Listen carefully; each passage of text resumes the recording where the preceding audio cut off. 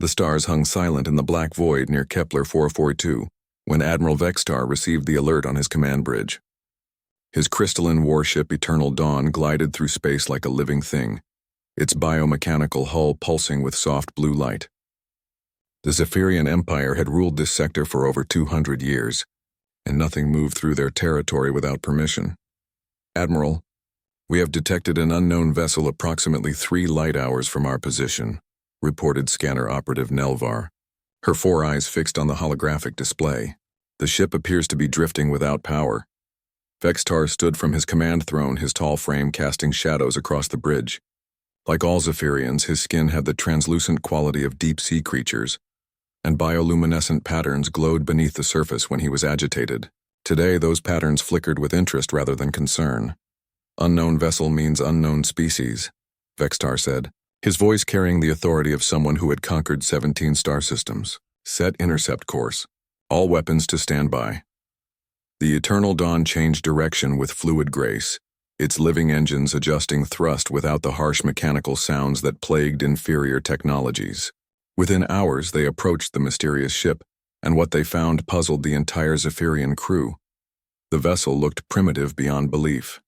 Where Zephyrian ships grew like elegant coral formations, this thing was built from flat metal plates welded together. Crude exhaust ports dotted its hull and angular weapon mounts stuck out like thorns. It reminded Vextar of the ancient war machines his people had abandoned centuries ago when they learned to grow their technology instead of building it. "That thing actually flies," muttered weapons specialist Corthan from his station. "How do they even survive in space with such crude construction?" Captain Jake Morrison stood on the bridge of the UES Defiant, watching the alien ship approach through the main viewport. His brown hair was graying at the temples after 15 years in the United Earth Navy, and his weathered face showed the kind of calm that only came from experience. Behind him, his crew worked at their stations with quiet efficiency. "Sir, the alien vessel is hailing us," reported Communications Officer Dan Foster. "Universal Translator is working on their language now." Morrison nodded. "Put them through when ready." He straightened his blue uniform jacket and waited. First contact situations required careful handling, especially when your ship was supposed to be helpless. The translation came through with only slight delay. "Unknown vessel, you have entered territory claimed by the Zephyrian Empire. State your identity and purpose or face immediate destruction." Morrison gestured to Foster, who opened the channel. "This is Captain Jake Morrison of the United Earth Navy vessel Defiant. We suffered a cascade reactor failure during routine patrol and are currently adrift. We pose no threat to your territory and request safe passage to complete repairs." On the Zephyrian bridge, Science Officer Kethnal listened to the human response with growing curiosity. The aliens called themselves humans, and their language patterns suggested a relatively young civilization. Yet something about their ship design bothered him. "Admiral, requesting permission to conduct detailed scans of the human vessel," Kethnal said. "Their technology appears primitive, but I would like to confirm they pose no hidden threat." Vextar waved a clawed hand in approval. "Proceed. Let us learn what manner of creatures we are dealing with." The scanning beams reached out from the Eternal Dawn like invisible fingers, probing every inch of the human ship. Advanced sensors penetrated deep into the hull structure, analyzed the composition of every component, and mapped the biological signatures of the crew inside. What they found defied explanation. Lieutenant Commander Lisa Parker monitored the tactical display as the alien scans intensified. Her red hair was pulled back in a regulation bun, and her green eyes tracked the energy patterns washing over their ship. "Captain, they are really digging deep. These scans are more thorough than anything in our database." "Let them look," Morrison replied calmly. "They will learn what they need to know." In the engine room, Chief Engineer Pete Collins made final adjustments to the reactor systems. The cascade failure had been staged perfectly, leaving them appearing helpless while their ship remained fully operational. Collins was a short man with calloused hands and the kind of practical knowledge that kept ships running in impossible conditions. "Reactor is ready for full power on your command," Captain Collins reported over the comm. "The aliens bought our little performance completely." Dr. Amy Rodriguez worked at her science station, analyzing the alien transmissions for any useful intelligence. As the ship's xenobiologist, she found the Zephyrian communication patterns fascinating. Their language suggested a highly organized society, but their scanning techniques revealed something more concerning. "Captain, I am detecting elevated stress markers in their transmissions," Rodriguez reported. "Whatever they are finding in those scans is making them nervous." Navigation Officer Kate Turner kept her hand steady on the helm controls, ready to execute evasive maneuvers if the situation turned hostile. Her blonde hair fell across her face as she leaned over her console, tracking the alien ship's position relative to their own. "Sir, the alien vessel has increased distance by 2,000 kilometers, Turner reported. "They are not advancing on us anymore." On the Zephyrian bridge, Kethanol stared at his display in growing disbelief. The scan results made no sense according to everything his people knew about spacefaring civilizations. He ran the analysis 3 more times, but the data remained consistent and impossible. The human ship's hull was not simple metal as it appeared. The scanning beams revealed composite materials that incorporated elements his people had never encountered. The density readings suggested armor plating that could withstand direct hits from weapons that would vaporize normal starships. But the weapon systems were even more disturbing. Energy signatures registered beyond the upper limits of Zephyrian measurement devices. Whatever power source drove those crude-looking gun mounts could generate more destructive force than the main batteries of an Imperial dreadnought. "This cannot be correct," Kethanol whispered to himself, recalibrating his sensors for the 4th time. The biological scans revealed the most shocking data of all. The humans themselves were impossible according to every scientific model the Zephyrians possessed. Their muscle density was 3 times higher than any sapient species on record. Their skeletal structure could withstand gravitational forces that would crush a Zephyrian into paste. Most alarming of all, their neural activity patterns suggested information processing speeds that rivaled advanced computers. Commander Rick Sullivan watched the alien ship through his binoculars from the observation deck. As Morrison's first officer, he had seen many alien species during humanity's expansion into space, but these Zephyrians seemed different. Their ship moved with an organic quality that suggested biotechnology far beyond human capabilities. "The aliens have stopped their advance," Sullivan reported to the bridge. "I think our little scan is having the desired effect." Chief Medical Officer Laura Bennett reviewed the biological data the aliens were gathering about the human crew. Her medical training let her understand what the aliens were discovering, and the implications worried her.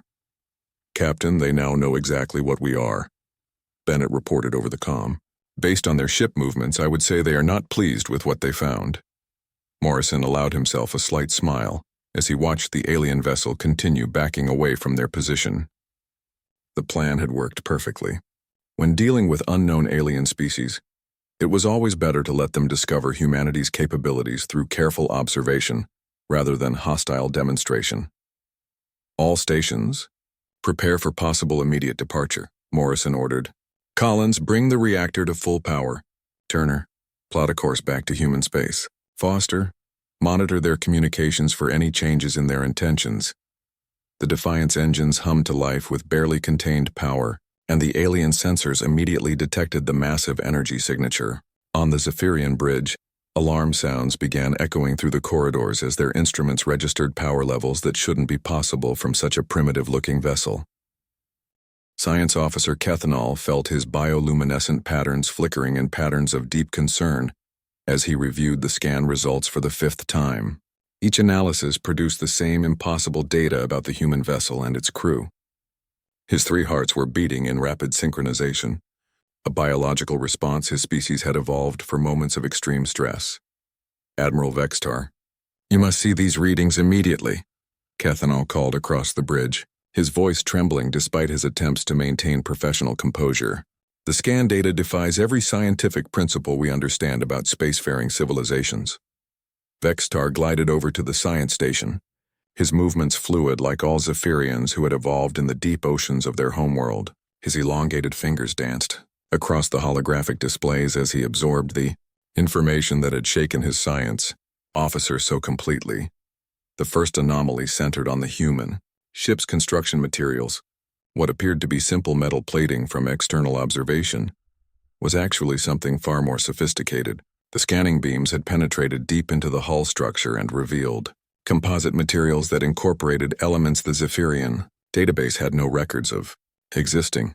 These density readings cannot be accurate, Vextar muttered, his patterns glowing brighter with agitation. This suggests armor plating compressed to levels that should be physically impossible. Cathanal nodded grimly. I have run the scans multiple times using different sensor arrays. The data remains consistent. Their hull materials show impact resistance that exceeds our most advanced military vessels by factors I cannot calculate. The weapon systems presented even more disturbing information. The crude-looking gun mounts and missile tubes that dotted the human ship's exterior were connected to power sources that registered beyond the upper measurement limits of Zephyrian technology. The energy signatures suggested destructive capabilities that could threaten entire planetary defense systems. Look at these power coupling readings. Kethnal pointed to a section of the display that pulsed with warning colors. Their main battery systems are drawing energy from sources that rival small stellar cores. How is this possible from such a primitive-looking design? Navigator Yithel approached the science station with obvious reluctance. Her role required understanding threat assessments, and the data she was seeing challenged everything she knew about galactic military capabilities. If these readings are accurate, that single human vessel could engage our entire task force and emerge victorious, Yithel reported. Their weapons possess destructive yield calculations that exceed our Dreadnought-class vessels. On the human ship, Captain Morrison stood calmly on his bridge while his crew continued their carefully orchestrated performance. The reactor shutdown had been staged, perfectly to give the impression of a helpless vessel while maintaining full operational readiness. Beneath the surface, Chief Engineer Pete Collins monitored the alien, scans from his position in the engine room. His instruments showed exactly what information the Zephyrians were gathering, and he could almost imagine their growing alarm as they discovered the truth about human military technology. Captain, they have completed deep scans of our power systems, Collins reported over the comm.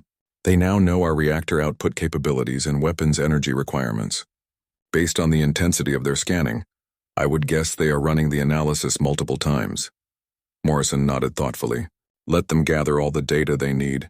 Chief, knowledge can be more effective than weapons when dealing with potential enemies. Dr. Amy Rodriguez continued analyzing the alien communication patterns from her science station. Her expertise in xenobiology helped her understand not just what the aliens were saying, but how their stress levels were affecting their behavior patterns. Captain, I am detecting significant changes in their transmission frequencies, Rodriguez reported. Their stress markers have increased dramatically over the past few minutes. Whatever they found in those scans has them extremely agitated. The most shocking discovery came when Kethanal analyzed the biological scans of the human crew. Every Zephyrian scientific model predicted that intelligent species would evolve on worlds with stable climates and peaceful environments. The scanning data revealed that humans had developed under conditions that would be lethal to most known galactic civilizations. Admiral, the biological readings make no sense according to our evolutionary databases, Kethanal reported, his voice barely above a whisper. These humans possess physical capabilities that suggest evolution on a world of constant danger. The scans revealed muscle density 3 times higher than any sapient species the Zephyrians had encountered. Human bone structure showed calcium deposits and structural reinforcement that could withstand gravitational forces exceeding 15 times standard galactic norms. Their cardiovascular systems operated at pressure levels that would burst the circulatory organs of most known aliens. Their neural activity patterns are equally disturbing, Kethanal continued, manipulating the display to show brain scan results. Information processing speeds rival our most advanced computer systems.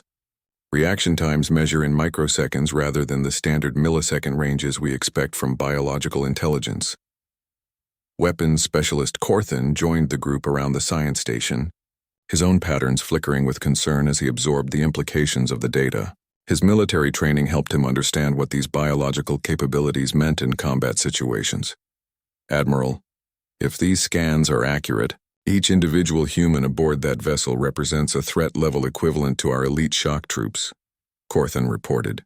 Their physical capabilities suggest they could engage our security forces in hand-to-hand combat and emerge victorious. The psychological profiles generated from the scans revealed additional disturbing information. Human brain chemistry showed adaptation patterns consistent with species that had survived multiple extinction-level events. Their neural pathways demonstrated problem-solving abilities focused on survival under extreme conditions. They are not refugees from a hostile world. Vextar realized as the full implications became clear. They are products of it. Their entire evolutionary development centered on surviving conditions that would eliminate most galactic species. Communications Officer Dan Foster monitored the increasing alien transmission traffic from his station aboard the human vessel. The universal translator was working efficiently now, and the content of the Zephyrian messages revealed their growing panic. "Captain, their internal communications show significant distress," Foster reported. "Multiple references to threat assessments and emergency protocols. I believe our little demonstration is having the desired effect." Lieutenant Commander Lisa Parker tracked the alien ship's movement patterns from her tactical station. The Zephyrian vessel had initially approached with confidence, but now its positioning suggested defensive postures rather than aggressive intent. "Sir, they have increased distance to 5,000 kilometers and are maintaining that separation," Parker reported. "Their weapons remain powered but not targeted on our position. Classic standoff positioning." Navigator Kate Turner kept her hands ready on the helm controls while monitoring the tactical situation. Her training included extensive simulation work on first contact scenarios, but this situation was developing according to the most optimistic projections. "Captain, they appear to be backing away slowly," Turner observed. "Shall I plot an intercept course to maintain contact distance?" Morrison shook his head slightly. "Negative. Let them establish whatever distance makes them comfortable. We want them thinking, not reacting defensively." On the Zephyrian bridge, the full scope of their discovery was becoming apparent. The humans represented something unprecedented in galactic civilization, a species that had evolved to thrive in conditions that other intelligent races could barely survive. Their technology reflected this evolutionary pressure, built for reliability and devastating effectiveness rather than elegant efficiency. "Sir, what are your orders regarding this contact?" Navigator Yithel asked, her patterns showing barely controlled fear. Admiral Vextar stared at the human vessel through the main viewport, his mind racing through the implications of what they had learned. The Zephyrian Empire had built its power by conquering species that had evolved on peaceful worlds under gentle conditions. They had never encountered anything like humanity before. "Continue monitoring but maintain current distance," Vextar ordered, his voice heavy with new understanding. "We need time to fully analyze this data before making any tactical decisions." Admiral Vextar called for an emergency senior staff meeting in the secure briefing chamber, deep within the eternal dawn. The room's walls pulsed with soft, bioluminescent patterns that normally provided comfort to Zephyrian minds, but today they seemed to flicker with the same anxiety that gripped the entire command crew. Science Officer Kethnal activated the holographic display that dominated the center of the chamber, and the complete scan results of the human vessel materialized in three-dimensional detail. Every officer present had reviewed the preliminary data, but seeing the full analysis laid out before them created a heavy silence that stretched for several minutes. "The humans call their homeworld Earth," Kethnal began, his voice steady despite the trembling patterns beneath his translucent skin. "Our deep scans have revealed information about their planet that explains their impossible physical characteristics." The display shifted to show astronomical data gathered from the human ship's navigation systems. Earth appeared as a blue and green world orbiting a yellow star, but the planetary characteristics revealed a horror story that made every Zephyrian in the room recoil instinctively. "Their world has experienced 5 major extinction events in its geological history," Kethnal reported, manipulating the display to show timeline data. "Asteroid impacts that would sterilize most planets, supervolcanic eruptions that blocked sunlight for decades, ice ages that froze entire continents, and atmospheric changes that would kill most known species." Tactical specialist Morgeth studied the planetary data with growing disbelief. His military training helped him understand what conditions like these would do to evolutionary development, and the implications terrified him. Any one of these events should have ended intelligent development permanently, Morgeth observed. How did they not only survive but develop spacefaring technology? The answer came as Kethnal displayed the human evolutionary timeline. Rather than being destroyed by their planet's hostile conditions, humanity had adapted to thrive in environments that would be immediately lethal to Zephyrians. Their development had been shaped by constant disaster, creating a species designed for survival under impossible circumstances. Look at their atmospheric composition. Kethanol pointed to chemical analysis data. 21% oxygen levels that would be toxic to most galactic species. Nitrogen concentrations that cause cellular damage in prolonged exposure. They breathe poison and call it normal air. Captain Morrison stood in his ready room aboard the Defiant, reviewing intelligence reports with Commander Rick Sullivan. The staged breakdown had given them valuable information about Zephyrian technology and military capabilities. But the alien reaction to their scans suggested the plan was working better than expected. Sir, their ship movements indicate they are maintaining maximum sensor distance while avoiding any actions that could be interpreted as hostile, Sullivan reported. Classic behavior for a superior force that has discovered they might not be as superior as they thought. Morrison nodded thoughtfully. The scans told them everything they needed to know about human capabilities. Now they are processing what that information means for their empire and their expansion plans. Dr. Amy Rodriguez had been monitoring Zephyrian communications throughout the encounter, and their language patterns revealed increasing levels of stress and confusion. Their scientific terminology included frequent references to impossibilities and contradictions. Captain, their internal discussions suggest they are having difficulty accepting the scan results, Rodriguez reported. Multiple references to recalibrating equipment and requesting confirmation of data. They appear to be hoping their instruments are malfunctioning. The truth was that Zephyrian instruments were working perfectly, and the data they revealed painted a picture of humanity that challenged everything the Empire understood about galactic civilization. The humans had not evolved on a garden world under peaceful conditions like every other known intelligent species. In the briefing chamber, weapons specialist Corthon presented his analysis of human military technology. The weapon systems aboard the Defiant represented design, philosophies that no Zephyrian engineer would consider practical or necessary. Their weapons are built for extended combat operations, under extreme conditions, Corthon reported, highlighting technical specifications on the display. Energy output suggests they expect to fight battles lasting days or weeks rather than the brief engagements normal for space warfare. The ammunition storage systems revealed another disturbing truth about human military thinking.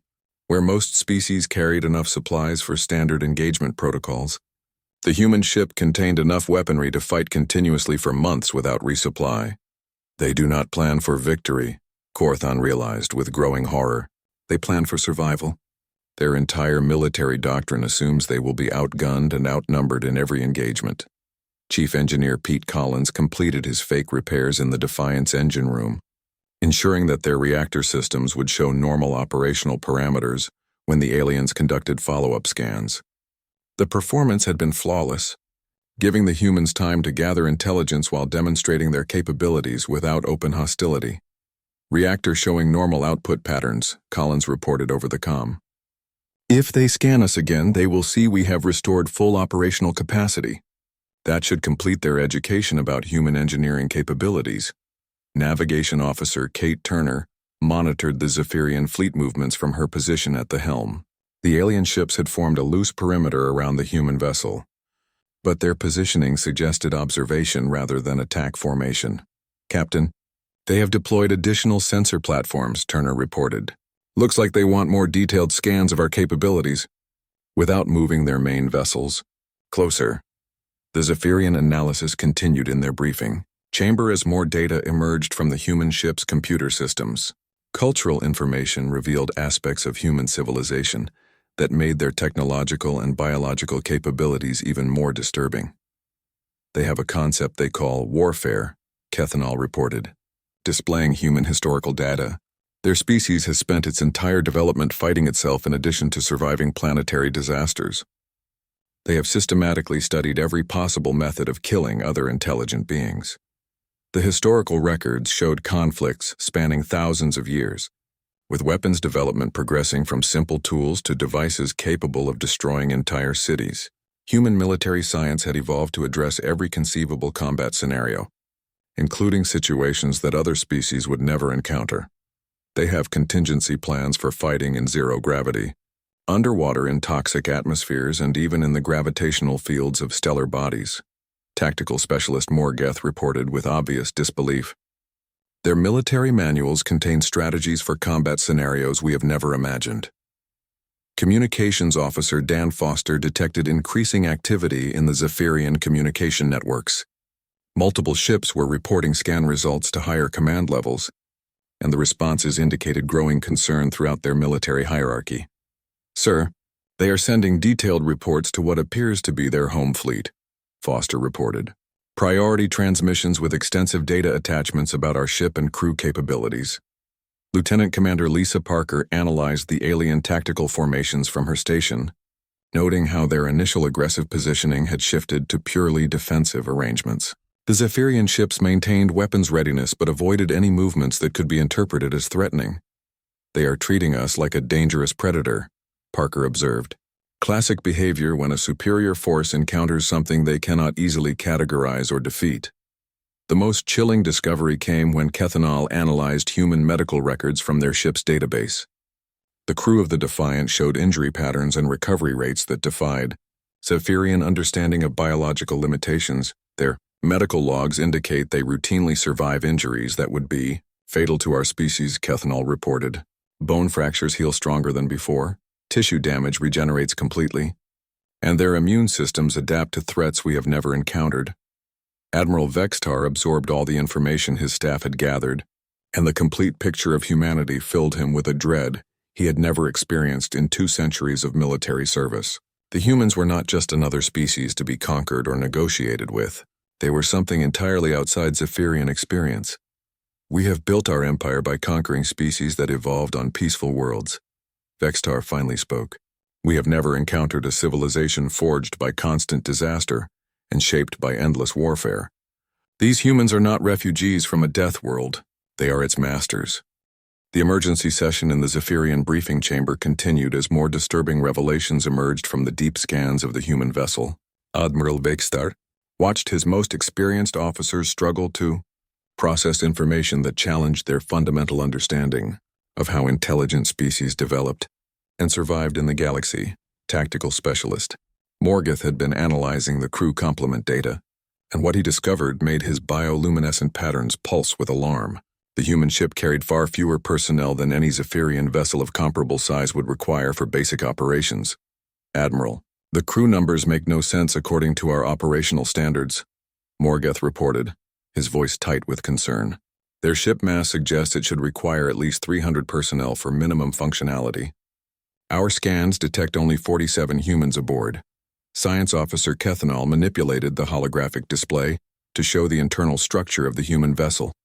The layout revealed systems designed for automated operation with minimal crew intervention, but the implications went far beyond simple technological efficiency. This suggests 2 possibilities, Kethanol explained. Either humans require far less life support and operational support than any known species, or this vessel is operating with what they consider a skeleton crew. The second possibility terrified every Zephyrian in the room. If 47 humans could operate a ship of this destructive capability, what could a fully crewed human vessel accomplish? The mathematical calculations suggested military power levels that could threaten entire star systems. Captain Morrison remained on the bridge of the Defiant, observing the alien fleet through the main viewport while his crew continued their careful performance. The Zephyrian ships had settled into a defensive formation that maintained maximum sensor range while avoiding any aggressive positioning. Sir, they have been holding position for over 3 hours now, Commander Rick Sullivan reported. No additional approach attempts or communication efforts. Classic observation pattern when dealing with an unknown threat. Chief Medical Officer Laura Bennett had been reviewing the biological scans the aliens had taken of the human crew, and her medical expertise helped her understand exactly what information the Zephyrians had gathered about human physiology. Captain, they now have complete data on our cardiovascular systems, muscle density, bone structure, and neural activity patterns, Bennett reported. Based on their ship movements, I would say they find our biology as disturbing as our technology. The reality was that human biology represented something unprecedented in the Zephyrian database of galactic species. Every intelligent race they had encountered had evolved under conditions that promoted cooperation and peaceful development. Humans had been forged by a world that tried to kill them at every opportunity. Dr. Amy Rodriguez continued monitoring alien communications, and the psychological stress indicators in their transmissions had reached levels that suggested panic was beginning to set in among the Zephyrian command structure. Captain, their internal discussions include multiple references to threat classification protocols, Rodriguez reported. They appear to be debating whether we represent a first contact situation or a military emergency. In the Zephyrian briefing chamber, Navigator Yithol presented her analysis of human space navigation systems. The data revealed that humanity had developed faster than light, travel using principles that Zephyrian science considered impossibly dangerous. Their propulsion technology channels energy, levels that should create catastrophic spatial distortions, Yithol reported, her patterns flickering with barely controlled fear. The power requirements suggest they are willing to risk tearing holes in spacetime to achieve faster travel speeds. Weapons specialist Corthan had been studying the human weapon systems in detail, and every new discovery made the situation more alarming. The humans had not simply built powerful weapons. They had created tools designed for fighting under conditions that would make normal warfare impossible. Their weapons are hardened against electromagnetic pulse, radiation exposure, and gravitational distortion, Corthan reported. This suggests they expect to fight battles near stellar bodies, in radioactive environments, or in regions where space itself has been damaged. The implications were staggering. Most galactic conflicts took place in empty space under controlled conditions. Humans had prepared for warfare in environments that would kill other species before the fighting even began. Communications Officer Dan Foster detected new activity in the Zephyrian communication networks as their analysis continued. Priority transmissions were being sent to multiple destinations, and the content suggested growing alarm throughout their military command structure. Sir, they are broadcasting detailed reports to at least 6 different locations, Foster reported. The transmission patterns suggest they are alerting their entire regional command about our presence. Navigation Officer Kate Turner maintained her position at the helm while monitoring the tactical situation. The alien ships had not moved closer, but additional vessels were arriving at the edge of sensor range, suggesting the Zephyrians were calling for reinforcements. Captain, I count 3 additional ships approaching from different vectors, Turner reported. They are maintaining distance but forming a loose perimeter around our position. Lieutenant Commander Lisa Parker tracked the new arrivals on her tactical display, noting that each vessel maintained weapons readiness while avoiding any movements that could be interpreted as hostile. The Zephyrian response suggested they were treating the human ship as a potential threat to their entire empire. They are not preparing to attack, Parker observed. They are preparing to contain. Classic protocol when dealing with something too dangerous to engage directly. The most disturbing revelation came when Science Officer Kethnal analyzed the human ship's manufacturing signatures. The materials and construction techniques revealed information about human industrial capabilities that challenged everything the Zephyrians thought they knew about technological development. Admiral, this vessel was not constructed in a peaceful shipyard under controlled conditions, Kethnal reported, manipulating the display to highlight specific construction details. The manufacturing signatures suggest it was built in an environment with high radiation, extreme temperatures, and gravitational stress. The implications were clear. Humans had developed industrial technology that could function in conditions that would shut down Zephyrian manufacturing completely. Their entire civilization appeared designed for survival and production under circumstances that other species would consider impossible. Chief Engineer Pete Collins completed his final systems checks in the Defiance engine room, ensuring that all equipment showed normal operational parameters. The staged breakdown had served its purpose perfectly, allowing the humans to gather extensive intelligence about Zephyrian capabilities while demonstrating their own strength. Captain, all systems show green across the board, Collins reported. We are ready for immediate departure whenever you give the word. Admiral Vextar studied the complete analysis of the human vessel and its crew, and the full scope of what they had discovered settled over him like a heavy shroud. The Zephyrian Empire had built its power by conquering species that had evolved under gentle conditions on peaceful worlds. They had developed elegant technologies for civilized warfare between rational opponents. Humans represented something entirely different. They were survivors from a world that had tried to exterminate them repeatedly, and they had turned that experience into strength. Their technology was built for reliability under impossible conditions. Their biology was designed for survival when everything else failed. Their culture was shaped by the understanding that the universe was actively hostile to their existence. We are looking at a species that considers our most advanced military capabilities to be normal operational requirements, Vextar realized with growing dread. They do not build weapons to conquer others. They build weapons to survive when everything else wants them dead. The scan results had revealed more than just human capabilities.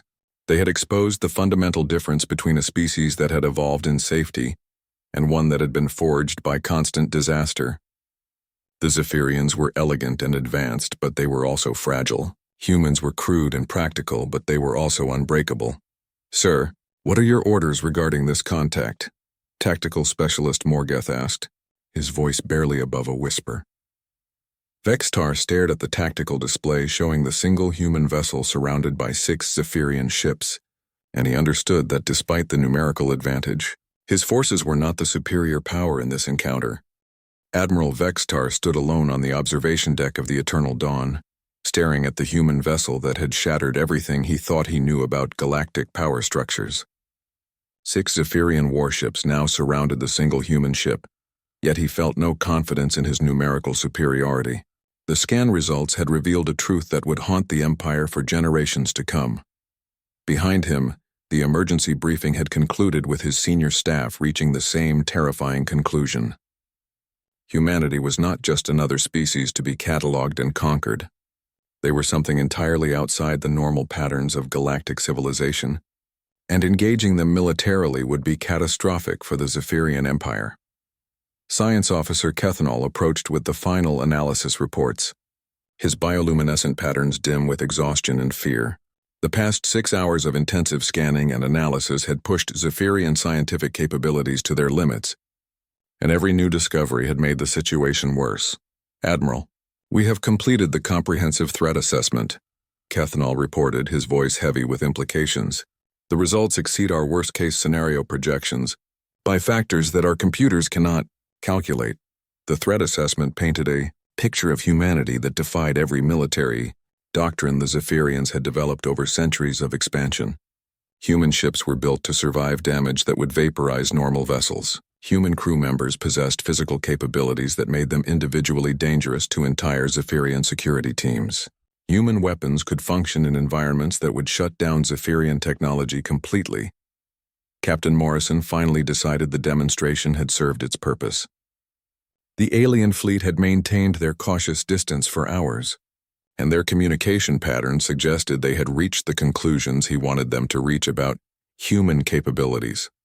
"All stations, prepare for departure," Morrison announced calmly. "Collins, bring the reactor to full operational output. Turner, plot a direct course back to human space. Foster, send a final message to the Zephyrian fleet." Chief Engineer Pete Collins activated the Defiant's main reactor systems, and the ship's true power signature blazed across every sensor in the alien fleet.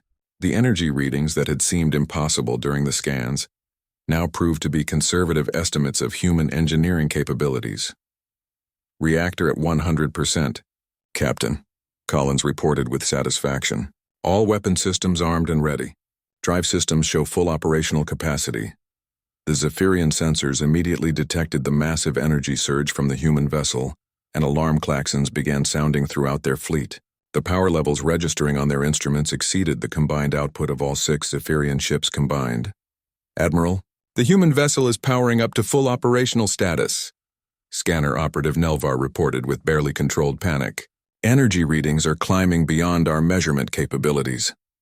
Communications Officer Dan Foster opened a channel to the Zephyrian fleet, and Captain Morrison's calm voice carried across the void to the alien ships that had spent hours learning exactly how dangerous humans could be. "Admiral Vextar, this is Captain Morrison," the transmission began. "We have completed our repairs and are departing your territory immediately. We thank you for maintaining peaceful contact during this encounter, and hope this meeting serves as the foundation for future diplomatic relations between our species. The message was perfectly diplomatic and completely terrifying in its implications. The humans had never been helpless. They had allowed the Zephyrians to scan them and discover their capabilities as a deliberate demonstration of power. Admiral Vextar realized with growing horror that the entire encounter had been orchestrated by the human captain. The reactor failure had been staged to create a first contact situation where the Zephyrians would learn about human capabilities without triggering immediate hostilities. The humans had controlled every aspect of the meeting from the beginning. They were never in distress, Vextar whispered to himself as the full scope of human strategic thinking became clear. They wanted us to scan them. They wanted us to learn what they are capable of. Navigation Officer Kate Turner engaged the Defiant's drive systems, and the human ship began moving with acceleration that should have been impossible for a vessel of its mass. The artificial gravity systems that allowed such performance represented technology that the Zephyrians did not possess. Course laid in for human space, Captain, Turner reported. Estimated travel time at current acceleration is 6 hours. Lieutenant Commander Lisa Parker monitored the Zephyrian fleet response to their departure preparations. The alien ships maintained their positions but made no attempt to intercept or interfere with the human vessel's movements. Sir, they are letting us go without any challenge, Parker observed. Classic behavior when a military force recognizes it is outmatched.